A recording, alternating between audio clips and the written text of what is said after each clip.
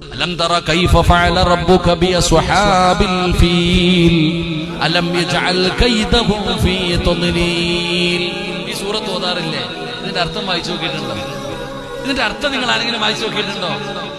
ലോകത്തിലെ ഏറ്റവും വലിയ ജീവിയായ ആനയെന്ന് പറയുന്ന മൃഗവുമായിട്ട് അബ്രഹത്ത് എന്ന് പറയുന്ന ഭരണാധികാരി മക്കത്തുള്ള കഅബയും പൊളിക്കാൻ വന്നു. കാരണം മക്കക്കാരുടെ കയ്യിൽ ആനയില്ല. ആന എന്ന് പറയുന്ന ജീവിയുമായി അബ്രഹത്ത് എന്ന് പറയുന്ന ഭരണാധികാരി അള്ളാഹുടെ കഅബാലയം പൊളിക്കാമെന്നപ്പോ അള്ളാഹ് എന്താ ചെയ്തേ? ആ ചെറിയ കിളിയുണ്ടല്ലോ, കുരുവി, ആ ചെറിയ കിളി, ആ കിളിയെ കൊണ്ട് അല്ലാഹു സുബ്ഹാനഹു വ തആല ആ അബ്രഹത്തിന്റെ ആനപ്പടയെ തകർത്ത് കളഞ്ഞില്ലേ?